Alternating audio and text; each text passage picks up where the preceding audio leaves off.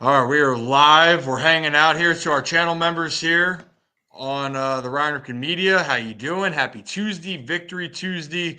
Zach, I know you guys went live for Kevin and Zach Reacts late night. You're doing the late shift, but people were vibing, man. I mean, it was a big win for Baltimore. Get right back on the horse after a disappointing game, and now the Ravens sit a half game back of the Steelers. And quite frankly, Zach, they beat this Eagles team. They got a really good shot then to be able to push to run the table to end the season. Yeah, this was a massive, massive victory when you really just look at the landscape of how the season has to unfold going forward from now. You know, if you lose to the Chargers, you were gifted this opportunity by the Browns after you lose to the Steelers. Browns go beat the Steelers. Suddenly, you're back in both teams. Ravens, Steelers have 8 wins. You then also get the tiebreaker over the Chargers if you were to need that down the line in a wild card situation to get the 5 seed instead of the 6 seed. So overall, this just really solidifies how the Ravens can be going forward. It pretty much, it was always a given the Ravens were making the playoffs, obviously, but that win kind of solidifies the okay. Now it most likely is going to be that 5 seed, or you're getting the 3 seed. Yeah, and you know what I love right here? Yeah, Victory Tuesday. Tuesday. Statement victory, whatever people want to consider it, right? It was a big victory because for a lot of reasons, like you said, yes, the Ravens looked like they were heading towards the postseason, but in games where you feel like you should win, you're the better team, go out there and play like you're the better team. I love what the Chargers are doing, by the way. I think when they add weapons moving forward, especially in the receiving room, and J.K. Dobbins' injury, which I hope he's okay, that was a bummer. And he was playing really well before that. But after that first drive for the Chargers, the Ravens defense really stepped it up there. Shout out Zach Orr. Shout out the whole Ravens linebacking core that was doing a revolving door with no Roquan Smith. Malik Harrison played well.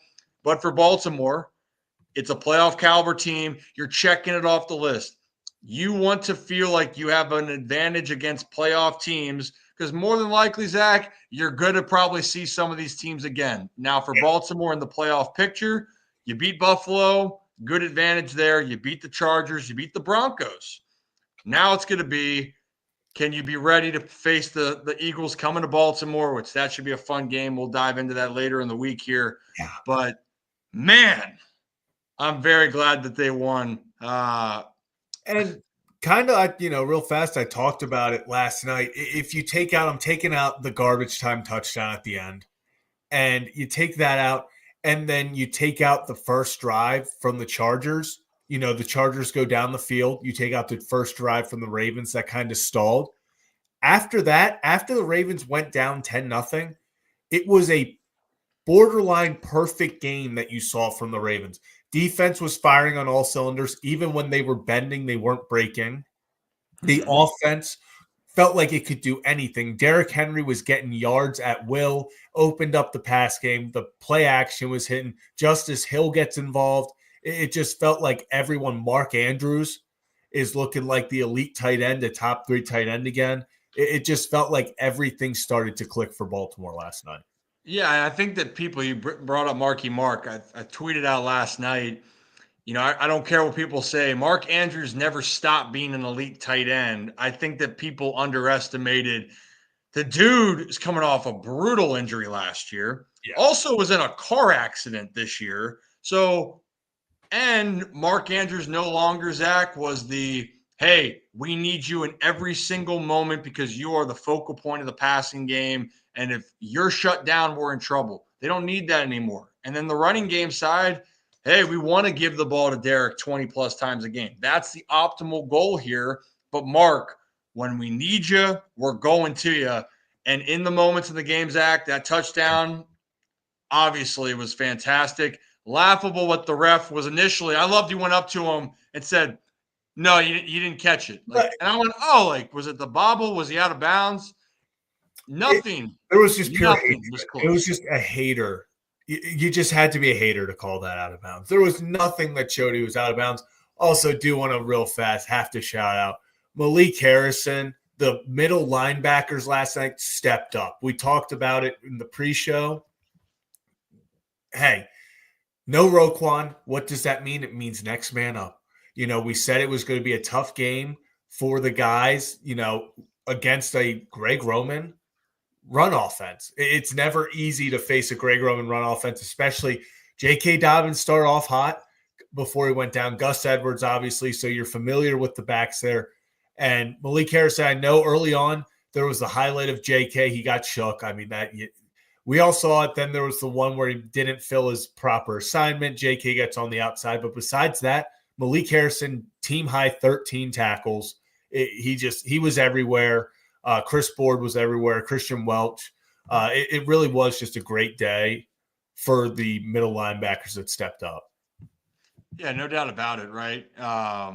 In general here, we're happy with how the game went, right? Because it's a win. You figure it out. That's how the cookie crumbles here in general. But one more thing we want to note on, Zach, for Baltimore, as much as we love the game, the Chargers' weapons aren't the ones that terrify you.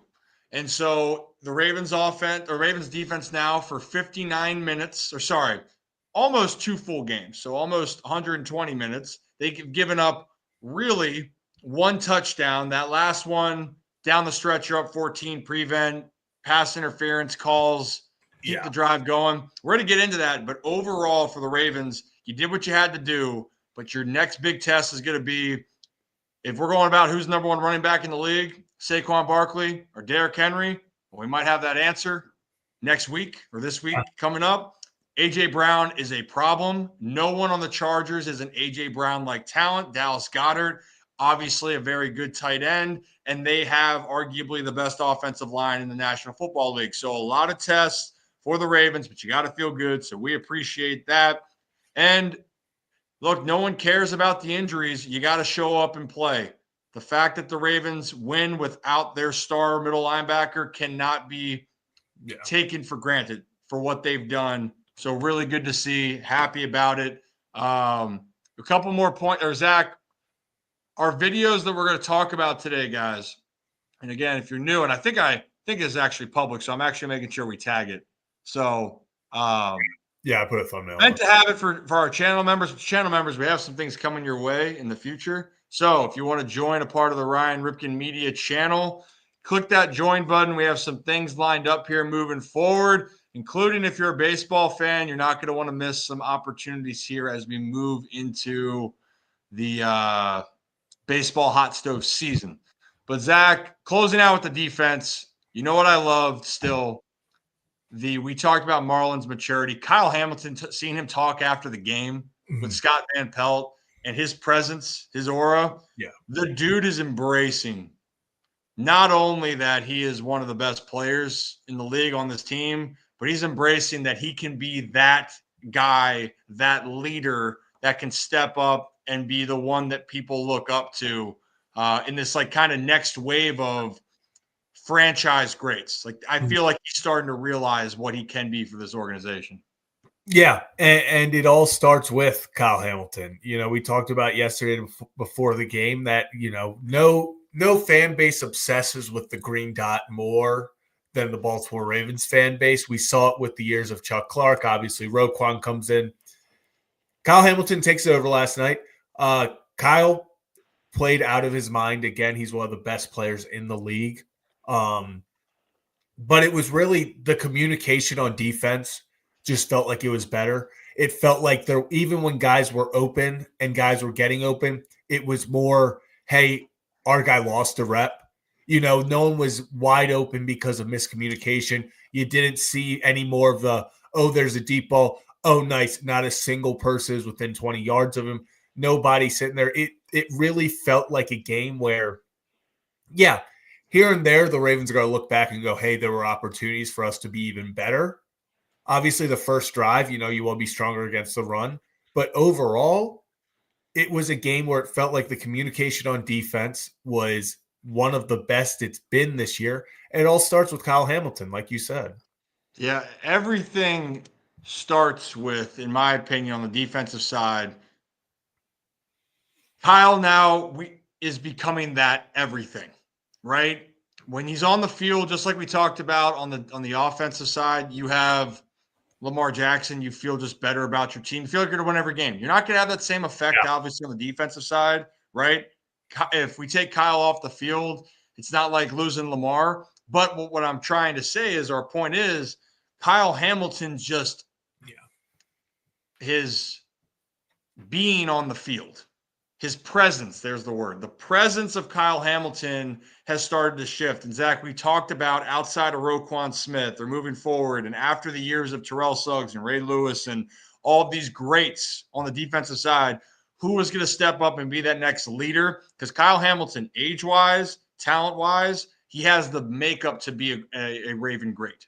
So love to see that he's embracing all of that. He's fantastic. And I mean, Zach, maybe while I finish up the tags, you know, Nick was talking about, you guys talked about it last night, I saw, but curious. Yeah, this is a big question going forward, and it's going to be interesting. Me personally, I think they go back to Roquan just because he's been calling it all year. I think there's familiarity with that, especially with Zach Orr. But I would not be surprised because it is Kyle Hamilton, especially if, hope he doesn't, but if Roquan has to miss the game against the Eagles and we go down and we see another game where you feel like the communication is better, where you feel like guys are aligned better, then maybe it is Kyle Hamilton's green dot to lose. Right now, I would lean they'd probably give it back to Roquan Smith, but it's hard to sit here and say that it didn't feel like the defense was just a little bit more on the same page last night, which is a massive upgrade for this defense because as we've seen and talked about all year, it never really felt like it was a player issue or a talent issue, I should say. It always felt like, okay, they're just guys, they didn't know who they're covering. There was just miscommunications. It never felt like, oh, we got this guy one-on-one and he just got flat out beat. It was always these communications. So if they feel like it got better because Kyle Hamilton, maybe he's in the back, you know, he gets a view as safety of the whole defense. He can make sure guys know what they're doing. I think it only improves because guys like Tre'Davious White, who had, I thought, another impressive game for, you know, coming back from injury, still learning the system. I'm liking Tre'Davious White. A lot of people were not happy about it at the deadline, but he's looking like a solid pickup so far. I'm going to stick with Roquan. Probably gets it if he returns, but I would not be against Hamilton taking it the rest of the year. I'm with you. I think that's definitely how it is. I think what I like is you're comfortable with who can take the green dot. I think that's the biggest thing is you're comfortable with who you have. And you know what? I'll say this on top of it. Communication for everything's key in any sport that you do, but specifically the ones where the team where you rely on the person next to you on the field, it matters. Like baseball, Zach, when I played, yeah, you can communicate. You got to communicate what you're thinking, seeing, pitchers, catchers, infielders trying to figure it out. But when you're in the batter's box, it's you versus that pitcher, right? On the football field, on the basketball court, you have to rely and communicate with your other teammates there. And if something is wrong and there is a break in the chain, that's where big plays have happened. And that's what's really hurt Baltimore early in the season. But I'll tell you what, they can do that and they can apply pressure down the stretch. Should be a very, very fun sight to see. So hopefully Baltimore continues on with it. And as we continue on here, talking about the offensive side, and then we have a Bill Belichick conversation that we want to talk with you all about. But before we do that, wanted to give a quick shout out to our sponsor, Adams Jeep of Maryland. If I pull it up correctly here, do I got it? We're going to find out. Maybe. I had it right here, Zach. I tell you what. I was going to say, I had a little faith, but it doesn't look like it's working. Nope, we got the faith. Keep the faith. Keep the faith. Oh.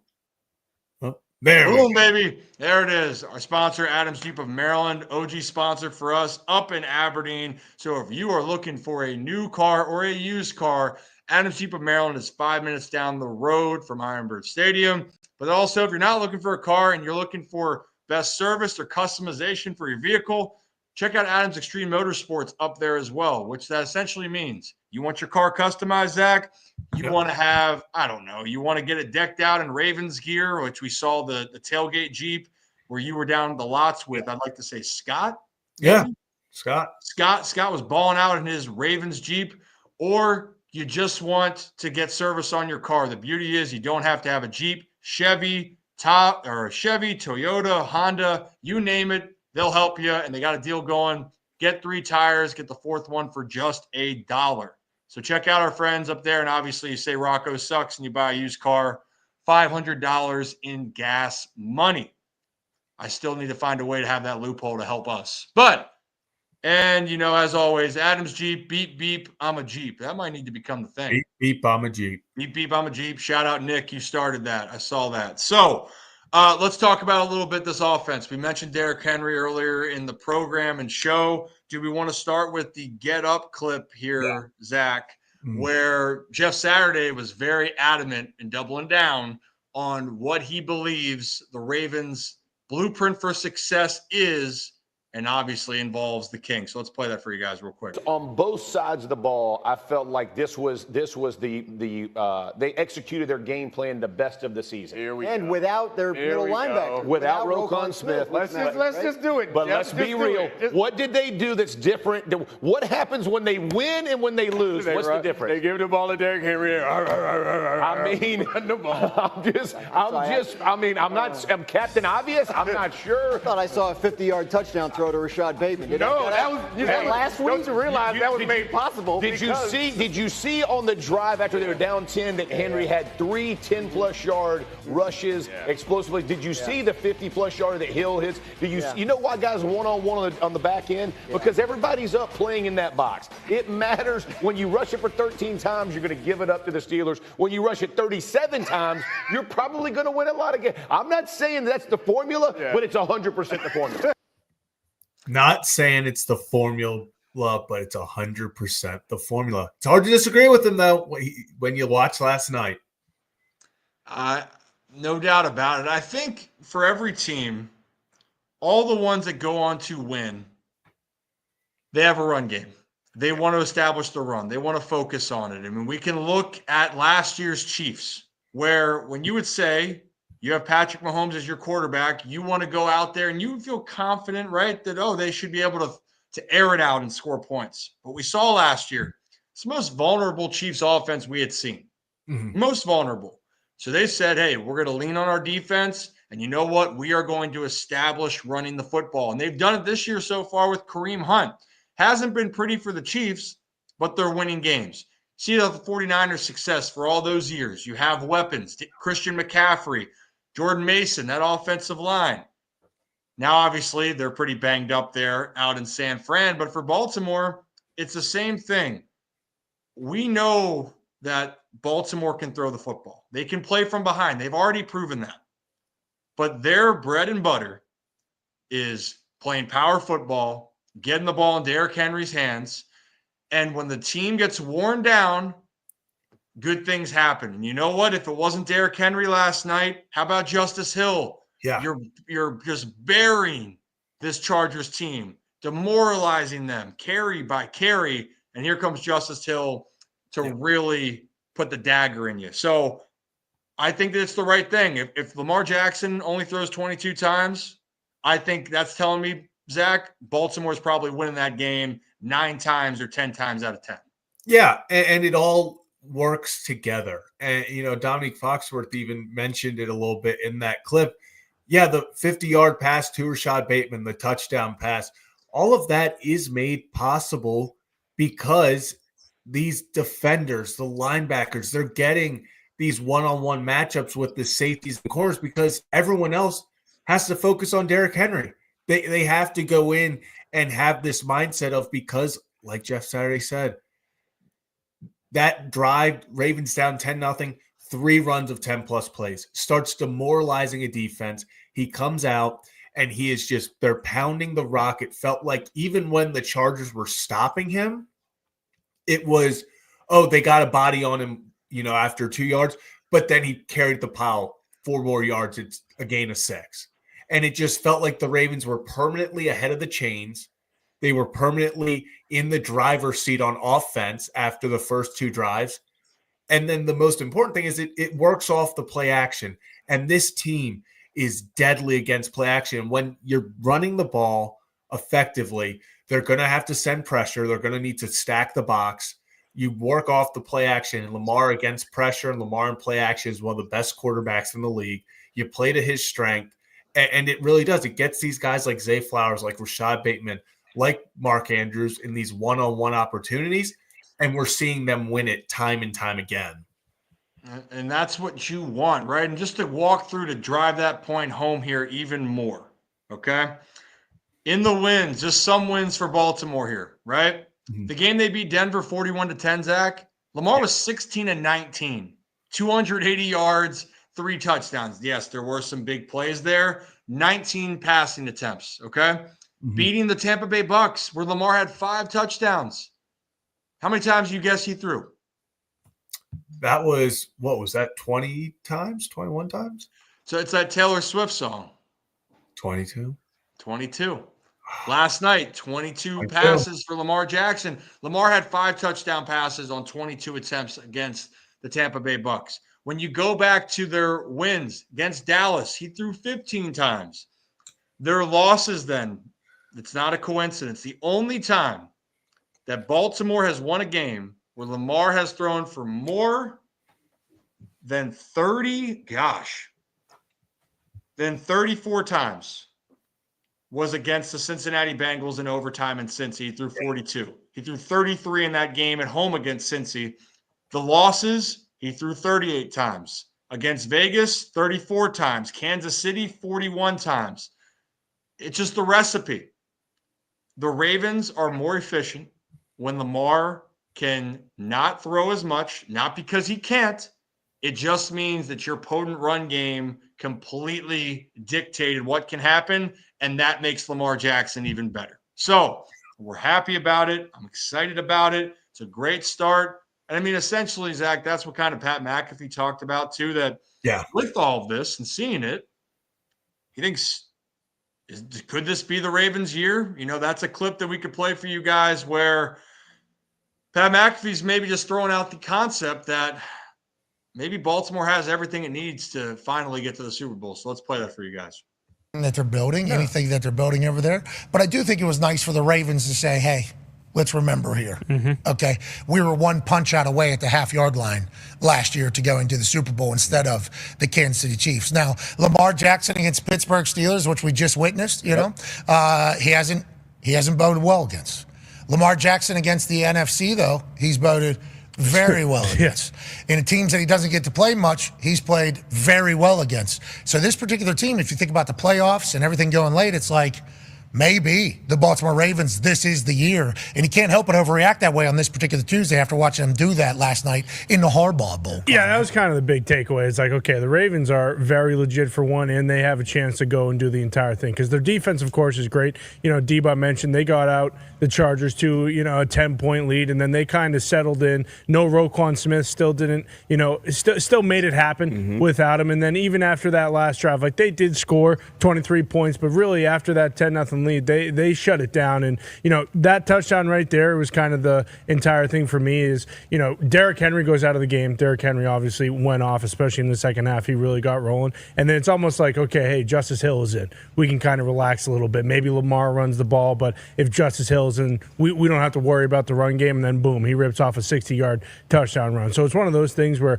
they can beat you in so many different ways. Likely didn't have a massive game. He's someone that could easily go off at any time. Mark Andrews obviously had a touchdown later on. The ref called it no touchdown. Clearly a touchdown. It's very odd. I don't know if these were the same exact refs from the Sunday Night Football game as well, where they had a couple suspect calls, but it did feel as though the solidifying, like, okay, the Ravens can win in primetime. They can win when they're losing, and they are definitely a contender in the entire thing. So, conversation. I think the reason I'm not going to jump too far here, Zach, is that I feel like every year when Lamar is healthy, Baltimore, it could be the year. Yeah. Right? So Derrick Henry, the formula, the defense rounding into form, everything is there to win. But to me, it's going to come down to execution down the stretch. It's not going to be because the Ravens haven't lacked talent since Lamar Jackson has taken over as the starting quarterback in 2019. The Ravens have been the number 1 seed 2 times. They have a chance, depending on how it plays out. I doubt that they catch the Chiefs for the 1 seed, but they got a chance to win the division again and have a home playoff game and see where that goes, right? So I don't think any of that has changed in my mind. The only thing is you do have a closer and a finisher in the backfield. It's just going to be how do you utilize him? And quite frankly, how do you utilize him in the playoffs? Yeah. And Lamar Jackson even talked about this last night. He said it's funny to start the year, they couldn't finish. And now at this part of the season, they're finishing games, but they're starting out slow. So he talked about once they can put it together, which I think everyone can see it's not totally together, despite the fact that they're a historic offense right now. It's not completely there. But if it gets to that point, like you said, anytime Lamar Jackson's the quarterback, this team has a chance to win it all. They have a chance to win every single game he plays in. But if you get that offense firing on all cylinders, you get it so Derrick Henry is now playing off, the pass game. The pass game's playing off what Derrick Henry's allowing them to do. When it all comes together, this is the best offense in football. I know we can look at the Lions. We can look at these other big time, and say, hey, they got talent. Yeah, they have talent. But when everything's firing on all cylinders, there's no one like the magician Lamar Jackson. You have Derrick Henry, the king back there. You have Zay Flowers, Mark Andrews, Rashad Bateman. When everything goes together, this team, especially offensively, is as tough to stop as anyone in this league. Oh, yeah. I mean, it's potent. This offense is fun. I'll tell you what, I am never tired of watching Derrick Henry get the ball, even if it's a gain of 0 or it's a loss of yards. Just seeing him get the ball, I'm just like, feels right. Now I'm aware he played for the Titans. I blocked the memories when he played the Ravens. In general, he is so fun to watch when he has the ball. And for Baltimore on offense, truly, when they get going, honestly, Zach, as a Ravens fan, you grow up and you see where the offense has evolved. It's very different, but it's amazing to see that the Ravens can win in so many different ways. And that Rashad Bateman is down there making contested catches. Yeah. Zay Flowers is making impactful plays. And though, by the way, you still got all-pro Mark Andrews, tight end caliber guy that's able to come up in the biggest moment and one of the best quarterbacks that the league has ever seen in Lamar Jackson. So, yeah, it's great. But the Ravens are going to be judged by what happens in the postseason. That's just the reality. We all know that. Anything short of not going to the Super Bowl is going to be a disappointment, not just for the fans, but that's what the team expects. How do you utilize that? That's how we're going to figure out. And I think it all comes down to the simple fact of what we're about to talk about. It feels like there's only one team in football that can stop the Baltimore Ravens. And that is, unfortunately, the Baltimore Ravens, because they can't get out of their way. And if they can't get out of their own way, it's going to hurt them this year. But if they can get it together with the penalties, with the self-inflicted wounds, this team's got as good a chance as any. They can beat anybody. They truly can. But they can also have more self-inflicted wounds than any team. And you know what? There's one takeaway, and it was foreshadowing before the game, and obviously while it happened during the game, Zach. But Bill Belichick, who goes on Pat McAfee every Monday to talk about football in the NFL, he talked about the one thing that you can tell it infuriates him, the one thing that can continue to hold the Ravens back. And then there was a moment in the game that really solidified Bill's point. Well, let's first play that clip of Bill talking before the Ravens-Chargers game on what he meant, and then we'll react on the other side. Honestly, I always feel like Baltimore's biggest opponent is Baltimore. I mean, they're capable of playing great in all three phases, but some things have gone wrong for them over the course of the year, whether it's the place kicker, their defense, some untimely turnovers on offense. They're the most penalized team in the league, which, a lot of that is their fault. If they can clean those things up, I think they can be really, really good. But, we're 2/3 of the way through the season, and some of those problems still persist for the Ravens. So I think that's the big challenge for them. But looking forward to tonight. It should be a great matchup. So right there, right, you're sitting there, you're going, huh? They're one of the most penalized teams in football.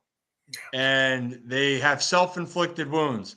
Well, then, Zach, flash forward then last night, Derrick Henry's about to score again. Now it didn't get the Ravens, to hurt the Ravens at the end of the day. However, there was a penalty right there, and Bill was all over it, and you could tell by his expression the frustration he has for all the potential Baltimore has. So let's play that clip. He sees the field really well. Illegal formation. Chargers are good down here in the red zone, Bill, on defense. They play a lot. This is the Ravens. This is the Ravens. Illegal formation. Should be a touchdown. And they get an illegal formation. This is what's killed them all year. This is what killed them all year. And you can hear it. This is the Ravens. This is the Ravens. And of course, you could say, oh, it's on the Ravens. I took it as this is what the Ravens continue to do. And you can tell he's like, man, this team is so good. This team is so talented. He keeps saying it. And the problem is when you go through the game, there are moments where that has come back to bite Baltimore in the ass. You want to look early in the game, the Ricard call, that was tough, right? That was a tough call. Tough call. The personal foul on Nate Wiggins for blocking out of bounds. There's those things. You can question of saying, could there have been pass interference on Jalen Armour Davis at the end of the game? Maybe, maybe not. But formation penalties, That's on you. That is the definition of self-inflicted. I do think that certain cases for pass interference, those are really harmful penalties. If that Brandon Stevens one was not picked up, that's 3rd and 18. It's 3rd and 18 on that play. So the context of the matter, Baltimore has been highly penalized. Most of the league. The biggest thing is things that you can control. The illegal formation is one of those no matter what. You should be able to control that. And Zach, Bill's right. This has been a consistent theme. And luckily for Baltimore this game, it didn't harm them. But I'll tell you what, that's not something they can do against Philadelphia and hope to have the same results. No, it's not at all. It did hurt them this time, but it will. And it has. It's one of those things that has hurt them multiple times throughout this season. We see it all the time, and you even saw glimpses of it last night. You see the Nelson Aguilar with a nice catch that gets pulled back because of holding, or illegal formation. It's the illegal formations. It's the procedure penalties that really just eat at you because it's stuff that shouldn't happen. There's no reason that you should be lined up illegally and it takes a 6-yard touchdown off the board. Now, the Ravens are lucky in the very next play. Lamar Jackson does what Lamar Jackson does and runs to the corner and gets a touchdown anyway, so no harm, no foul. But suddenly, if that doesn't go that way, they have to settle for 3. It's a completely different ballgame. It's the little things like that. We even saw yesterday with drives getting stalled early on because they go get momentum. You get a first down play that's for 6 yards. Oh, never mind. Holding 15 yards for leg whip. And now it's 1st and 25 and you're sitting there going, okay, this drive's over. That's where the self-inflicted wounds completely overtake an offense, completely overtake the momentum. And it's just hurting yourself. You're just shooting yourself in the foot repeatedly. So it's like we say, the Ravens' biggest opponent is the Ravens. If they can clean up the penalties, it's hard to beat them. So in this case right now, last night, 9 penalties for 102, right? And I think my biggest thing when I tell people, and people, you can say that the refs miss calls. Yeah. No doubt about it. Sometimes you're like, holy hell, we watching the same game. But my thing is, after a while, I believe you can create your own luck and you can create your own opportunities. But if you consistently are putting yourself in a position and you're looking for how could they make that call in the situation, then the proof's in the pudding on the other calls. And so for Baltimore, consistently, they have developed a reputation, so they're not going to get the benefit of the doubt, Zach. And I think that's the other part here is that if they can be a little bit more attentive on what they have to do, it's a way different game. But you can go through almost every game that Baltimore has lost this year and say, all right, these are things we could clean up. And if we had done this, we're walking away victoriously. It's in baseball. I like this analogy. Giving teams multiple chances and opportunities. If you do that, you're going to get burned. Not every time, but in times of in desperate need when you need it. Mm-hmm. In baseball, you give an extra out, you better hope something doesn't happen. But if it does, that's on you. And if you develop that reputation, that's on you. For Baltimore, whether it's not converting on a turnover, not converting a touchdown because of a penalty or extending drives, those come back to haunt you, especially when you got teams like Philly on deck. Buffalo will make you pay if you play them in the postseason.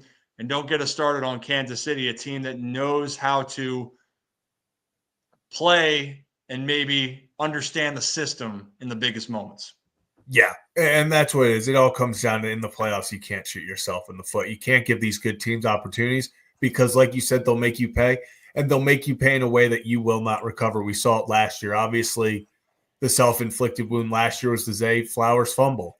It was the taunting penalty. It was so many different things where you felt like they shot themselves in the foot.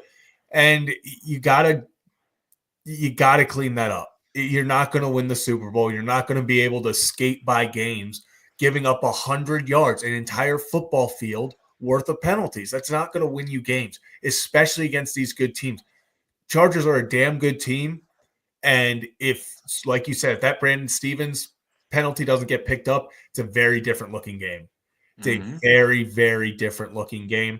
So they got to clean up the penalties. And obviously, before we get out here, we got to talk about guy gets a crap ton of hate. A lot of it, I think, is unwarranted. John Harbaugh on his own 15-yard line, 4th and 1, 2 minutes left in the half, goes for it on 4th down 3 times. Ravens go 3 for 3, just as gutsy as it gets. People love him or hate him. You got to give him credit because that was a big reason the Ravens won last night. Well, hey, let's talk about putting your stones on the table. Yeah. Right? And this is – I'm just going to say this. The Harbaughs are great coaches. You might not agree with everything. You might not like how they do everything. Each coach, each player has their own weaknesses and deficiencies. John Harbaugh has proven, and I think that we're quick to forget how hard it is to win in the National Football League. And it's easy to critique. And I'm not saying it's not rightfully to be criticized at times, right? It's the same thing we talk about with baseball and with the Orioles in Baltimore, right? It's being objective. But objectively speaking, John Harbaugh has been one of the winningest coaches. They got to find a way to get over the hump in the postseason, no doubt about that. But also, people do tend to forget, like Andy Reid was one of those coaches with Philly. Yeah. And they couldn't get over the big game. Then he goes to Kansas City, and all of a sudden it gets on track. I truly believe it takes one game for it to break through. The narrative switches. Last thing I'll say to your point, that 4th and 1, and I heard John talk about it after the game, because we needed a possession to extend. So, yeah, we're willing to take a risk because we knew who we were dealing with. And what I love with John is he's not afraid to go against the grain on that. Sometimes I would say heel there, but in moments like that, he deserves all the credit. And you know what? If it didn't work out, he would go up there on the podium and say, I made that choice. Thought we needed to do it. Yeah. And right there, that was a changing point in the game. Their offense gets going, and they don't look back. So it's great to see. Great point being made. And I'll tell you what, though, last thing I was thinking about turnovers, because I saw a comment here from about the fumble I can forgive and all the situations. Turnovers, understandable. Like, things are going to happen. You know why the Chargers are playing better too, Zach? Justin Herbert's a good player. They got a good defense, right? Yeah. You want to know how many turnovers Justin Herbert has? Don't through they the have air? like 3 turnovers, like period, this year? Justin Herbert's thrown 1 interception. Yeah. If you go around and look at the NFL, the teams that lose the most, they either turn the ball over or they self-inflicted wounds penalties, right? You go look at it, and it's not a coincidence. For Baltimore, they're able to win a lot of games. They keep turnovers down, but when they've lost games, it has been either turnovers, but specifically penalties. Yeah. The Chargers are winning games right now. They're going to be so much better when they have other skill positions. Quinn Johnston doesn't drop that ball. That's a game-changing play. I felt so bad for that kid after the 3rd drop.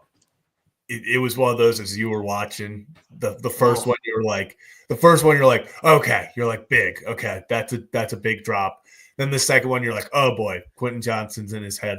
And then the third one, you just saw his head drop, and you're like, oh god, you're like, he's fought so hard to get over this. That's one of those where even though it's the opponent, you're like, because it is game changing. For sure. And kind of go with these points because I just want to throw this out there. It's just for the objective thought. Yeah, okay, Chargers are 1-4 versus teams over 500. They're 6-0 against teams that they are supposed to beat. They're better than them. They win those games. And quite frankly, you look at an NFL schedule, Zach, you beat the teams you're supposed to beat, you're going to go further. The problem with teams is losing to the ones you shouldn't. And I'm not saying the Chargers are going to be a Super Bowl contender this year. But I do think that their formula is we're not going to turn the ball over. They're emphasizing ball security.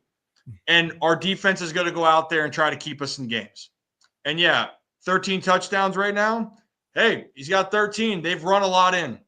And I'm not saying they're a juggernaut of an offense, but imagine with the way Herbert's taking care of the ball, and you add in another top-tier wide receiver with Herbert, with what they're doing on the defensive side, that offense is even better. But at the end of the day, I would rather have a quarterback that's thrown 13 touchdown passes, but he's giving our team a chance to win every game because he is not losing the game for us. Yeah. I think that's a big thing. So that's all I got to say about that. Yeah, I agree with you. Yes. I agree with I think Lamar Jackson very easily could have a 30-0 touchdown interception ratio right now, but that's besides the point. Mm-hmm. You ain't lying, man. You ain't lying. So, hey, I think that's all we got, Zach, overall. Yeah, just get a little live stream. Get a little recap of the game in, Good time. Get GTs with good people.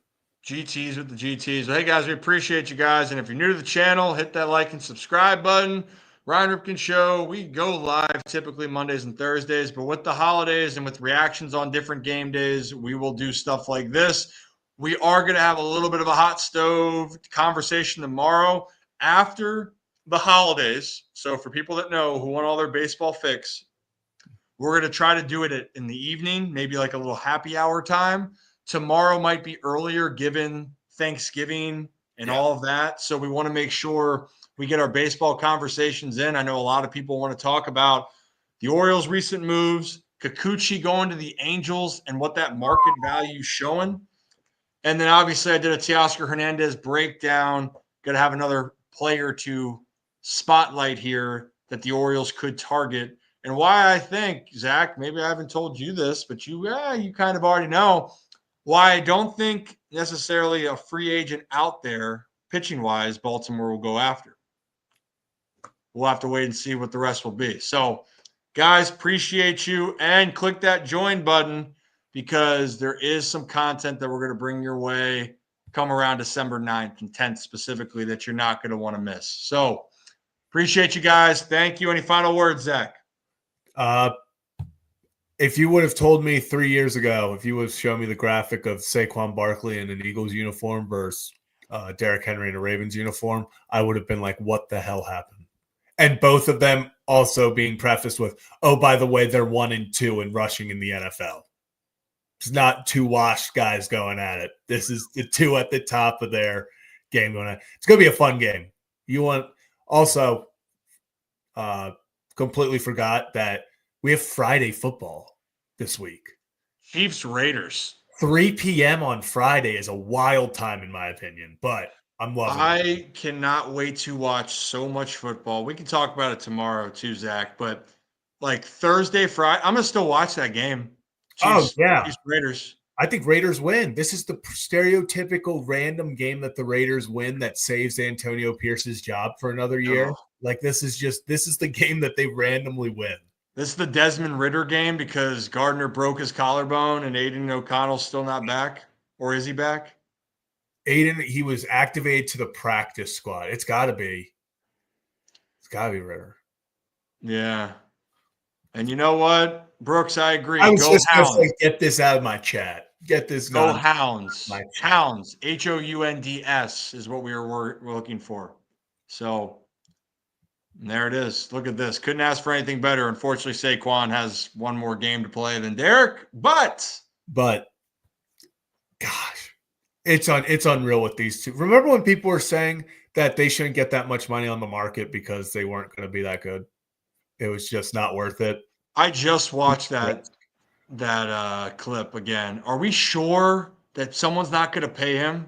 Why? Well, why would they spend? There's a lot of free agent running backs on the market, but there's not a playmaker on the market. The ironic thing is that they were right, Zach. There wasn't a playmaker on the market in the running back room. There were two. Yeah, pretty big ones. And there's reasons that if you would project the Super Bowl right now, two of the teams that you'd put in are the two teams that they went to because not just carrying them, but because of them. Boom, baby. Boom. That's all. We will dive into more of that as we get closer to the game. But guys, appreciate you as always for the Ryan Ripken Show group. Joe, how could you? This is crazy. Joe just likes to stir the pot, man. Joe just loves stirring the pot. Joe, go find your notes so we can get our Arkansas facts straight, Yeah, get the notepad, Joe. Get the notes out, baby. But tomorrow, look for an alert notifications in the Discord group. Appreciate you guys. We'll try to push it out on social media when we're going to be talking hot stove. And that is your time to come and ask questions baseball related. All right. And if we don't see you, happy Thanksgiving. Enjoy your time with your loved ones, family, whatever you may be doing. Have a day, have a night. We'll see you later. We'll catch you later. Happy Thanksgiving.